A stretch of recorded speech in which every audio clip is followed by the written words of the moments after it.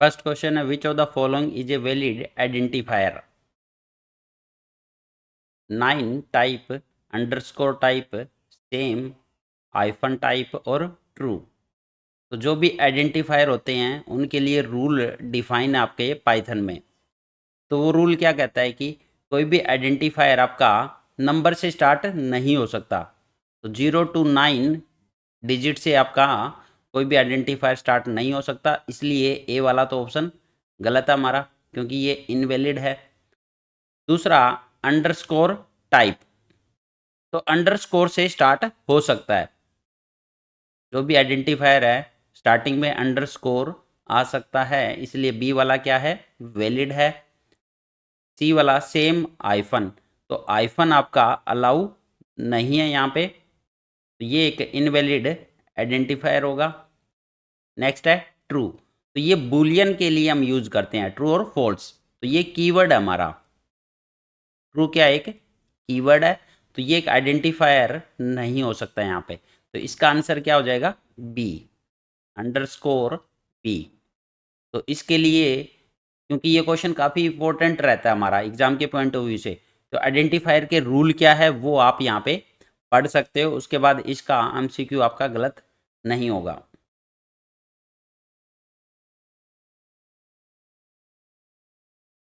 Next है which of the following is a relational operator.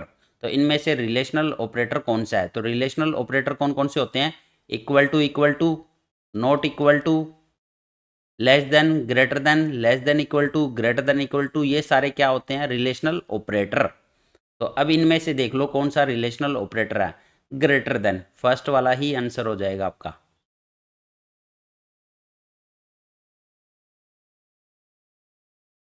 Next है which of the following is a logical operator. तो logical operator कौन से होते हैं हमारे पास में, एंड, नोट और, ये तीनों क्या होते हैं, लॉजिकल ऑपरेटर। तो यहाँ पे एंड का मतलब है सी वाला आंसर हो गया आपका, ये एक लॉजिकल ऑपरेटर होता है। नेक्स्ट है what will the correct output of the statement. तो यहाँ पे ये जो ऑपरेटर है इसको बोलते हैं फ्लोर डिवीजन, इसको बोला जाता है फ्लोर डिवीजन, या फिर डबल डिवीजन भी बोलते हैं इसको, डबल डिवीजन ऑपरेटर। तो इसका मतलब क्या है, जब 4 को आप डिवाइड करोगे 3 से, तो यहाँ पे 3.0 से करना है, तो 1 पे जाएगा ये, यहाँ पे 3 आ जाएगा, फिर आपका 1 रिमाइंडर। तो यहाँ पे जो आंसर, क्योंकि आप यहाँ पे डिवाइड किससे कर रहे हो, फ्लोट वैल्यू से, तो यहाँ पे आपको आंसर भी फ्लोट में देना होगा। तो ये फ्लोट डिवीजन है, तो यहाँ पे पॉइंट के बाद के डेसिमल पार्ट को इग्नोर करता है ये, ठीक है। तो यहाँ पे क्योंकि हमें डेसिमल वैल्यू से डिवाइड किया है, तो यहाँ पे 1.0 आंसर देना होगा आपको, तो इसका आंसर आ जाएगा 1.0। और अगर आप इसको डिवाइड करते 3 से, तो यहाँ पे आंसर आता आपका 1। बट अगर आप इसको डिवाइड कर रहे हो 3.0 फ्लोट से, तो आपको आंसर भी फ्लोट में ही देना होगा, तो 1.0 आएगा। तो ये काफ़ी अच्छा क्वेश्चन है आपका। इसमें मेन देखने वाली चीज़ यही है कि आप फ्लोट से डिवाइड कर रहे हो या इंटीजर से। और फ्लोर डिवीजन का मतलब है फ्लोर वैल्यू लेता है ये, तो 1 पॉइंट, यहाँ पे पॉइंट के बाद अगर 1.2 भी आएगा तो ये 1 ही आंसर देगा, 1.0 ही आंसर देगा ये, ठीक है। तो इग्नोर करता है पॉइंट के बाद वाले पार्ट को, तो इसका आंसर हो जाएगा बी। नेक्स्ट है what will the correct output of the statement.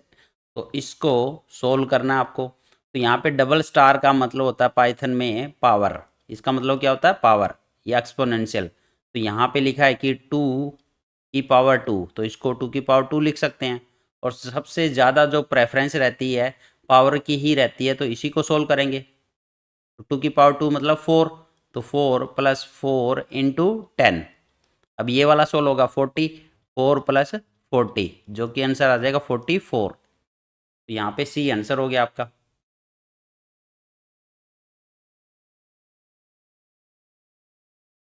Next है आपका give the output of the following code.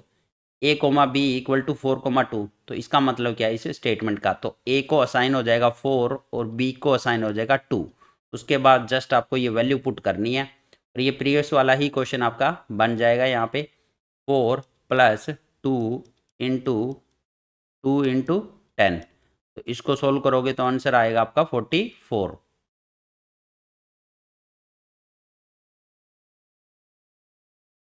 Next है which statement will give the output as a true from the following. तो इन चारों में से true कौन सा आउटपुट देगा ये बताना है आपको।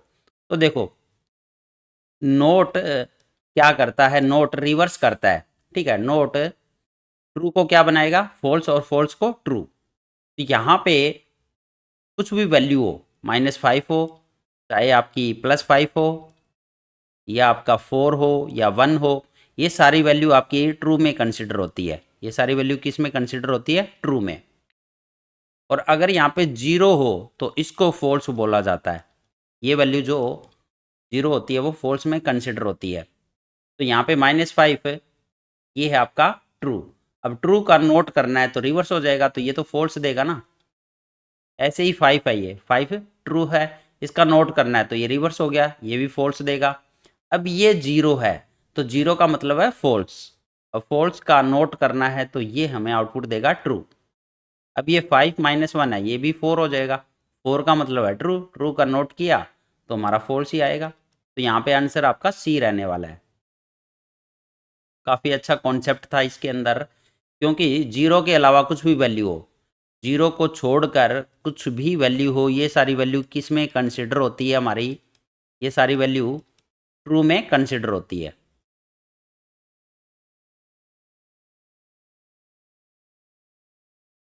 नेक्स्ट है give the output of the following code. Import math, यहाँ पे मैथ नाम का एक मॉड्यूल इंपोर्ट किया हुआ है। अब इसमें दो मेथड यूज़ होते हैं, एक तो सील मेथड और एक floor method. Math dot seal 1.03 और मैथ डॉट फ्लोर 1.03। तो सील मेथड क्या करता है, तो सील मेथड क्या करेगा, ये एक सीलिंग वैल्यू, ठीक है। तो सीलिंग वैल्यू मतलब अपर वैल्यू रिटर्न करता है। तो 1.03, तो ये upper value nearest to the integer हमें रिटर्न करेगा। तो 1.03 की अपर वैल्यू क्या है यहाँ पे 2, तो ये 2 रिटर्न कर देगा एज एन इंटीजर। तो ये भी ध्यान रखना, ये इंटीजर रिटर्न करता है। और फ्लोर वैल्यू क्या करता है, फ्लोर का मतलब है डाउन वाली value, nearest to the integer.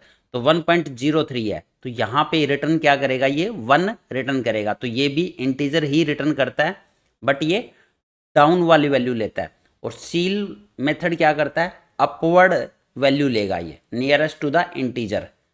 तो 1 की अपवर्ड वैल्यू क्या आ जाएगी यहाँ पे 2, और फ्लोर तो डाउन वाली वैल्यू क्या आ जाएगी 1, और 2 + 1 क्योंकि प्लस का साइन है यहाँ पे, तो 2 + 1 3 हो जाएगा। तो हमें क्या आउटपुट मिलेगा 3 यहाँ पे।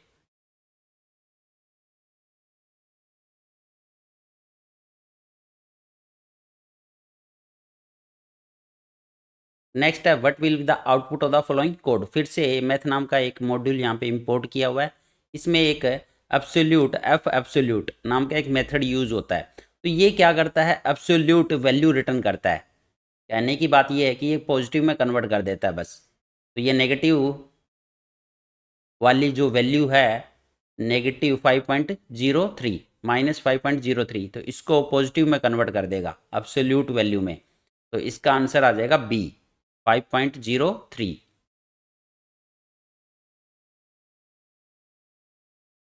नेक्स्ट है single line comments in Python begin with.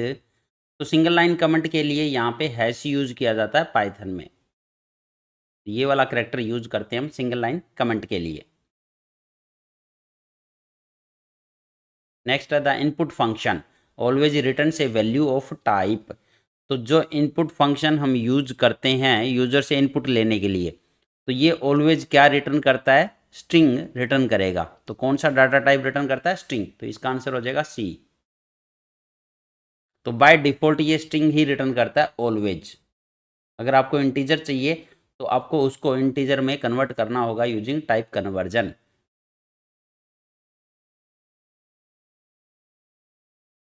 Next है that function is use to determine the data type of a variable. किसी भी वेरिएबल का डाटा टाइप पता करना हो तो उसके लिए यहाँ पे फंक्शन यूज होता है जो कि है हमारा टाइप फंक्शन। तो टाइप फंक्शन क्या रिटर्न करता है, उस वेरिएबल का data type.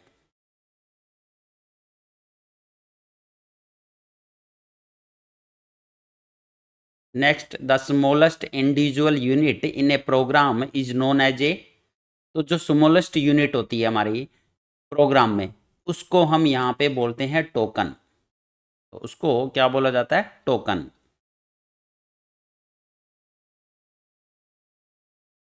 Which of the following is not a decision making statement. तो यहाँ पे जो फोर स्टेटमेंट होती है ये डिसीजन मेकिंग स्टेटमेंट नहीं होती। तो इफ़ एल्स या इफ़ एल इफ़ या इफ़ स्टेटमेंट ये सारी डिसीजन मेकिंग में कंसिडर होती है। और फोर किस लिए यूज़ करते हैं हम, जब भी कोई भी स्टेटमेंट हमें रिपीट करवानी हो, एक लूप के अंदर चलानी हो, तब हम फोर लूप का यूज करते हैं। तो ये कोई डिसीजन नहीं ले रही है यहाँ पे। डिसीजन लेने के लिए हम इफ़ एल्स वाली स्टेटमेंट का यूज करते हैं, वहाँ पे पर्टिकुलर कंडीशन को चेक करते हैं, सेटिस्फाई होती है तो हम एक स्टेटमेंट रन करवाते हैं, एल्स सेकंड वाली स्टेटमेंट रन करवाते हैं।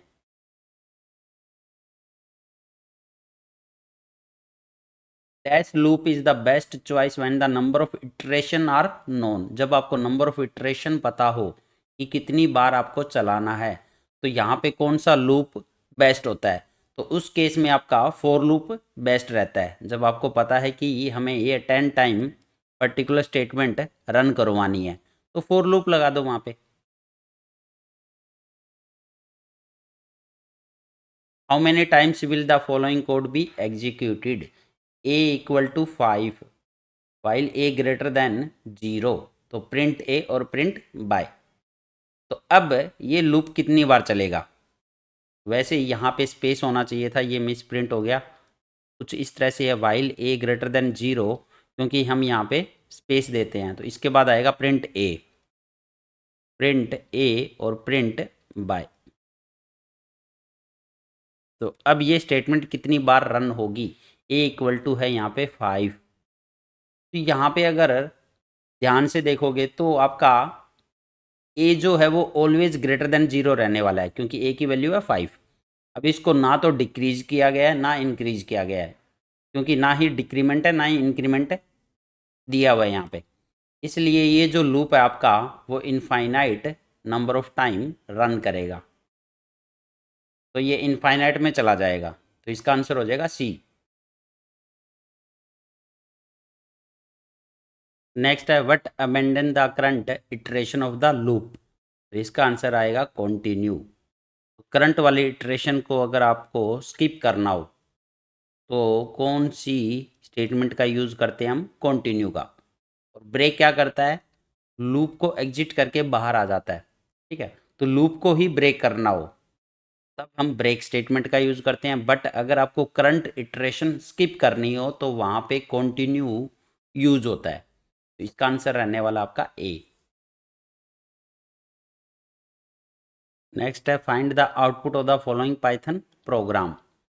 फॉर आई इन रेंज 1 से लेके 15 और स्टेप वैल्यू है 4।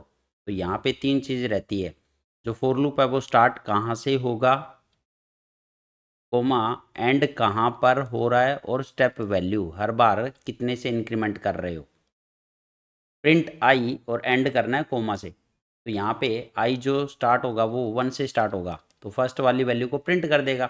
तो यहाँ पे 1 देखो, ए सी और डी, तो बी में नहीं है, तो इसका मतलब बी तो आंसर नहीं होने वाला। तो 1 को प्रिंट कर दिया। नेक्स्ट टाइम स्टेप वैल्यू क्या है यहाँ पे 4, तो 1 में 4 ऐड हो जाएगा तो 5 आ जाएगा।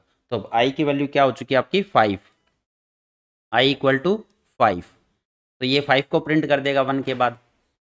तो फर्स्ट टाइम 1 फिर 5, उसके बाद फिर से इसमें इंक्रीमेंट होगा 4 का, तो 9 वैल्यू को प्रिंट करेगा। अब देखो 1 5 इसमें भी था, 1 5 इसमें भी था, लेकिन नेक्स्ट वाली वैल्यू क्या आने वाली है 9, तो आपका डी में है। उसके बाद फिर से 9 में स्टेप वैल्यू है 4, तो 13 आपका प्रिंट करेगा, तो 13 आपका डी में है। अब 13 के बाद क्योंकि 4 ऐड करेगा तो 17, 17 तक तो ये लूप चलेगा ही नहीं, क्योंकि एंडिंग दे रखी है 15, और जब एंडिंग गिवन हो 15 तो ये एक कम चलता है ऑलवेज, तो ये 14 तक ही रन करेगा वैसे। बट हमें 14 तक से भी कम मिल चुका है यहाँ पे 13, क्योंकि आपको स्टेप वैल्यू पे ही ध्यान रखना है कि 4 है। तो ये जो आंसर आने वाला है डी वाला आंसर हो जाएगा आपका। नेक्स्ट है, dash loop is the best when the number of iteration are not known. तो उस टाइम पे वाइल लूप यूज कर सकते हैं हम, जब आपको नंबर ऑफ इटरेशन नहीं पता हो। तो जब नंबर ऑफ इटरेशन पता हो तब फॉर लूप यूज किया जाता है, मतलब बेस्ट है। वहाँ पे यूज वाइल लूप भी कर सकते हो आप, बट बेस्ट की बात कर रहा है ये। तो नंबर ऑफ इटरेशन नॉन के केस में फॉर लूप, और नॉट नॉन के केस में वाइल आपका बेस्ट रहता है यहाँ पे।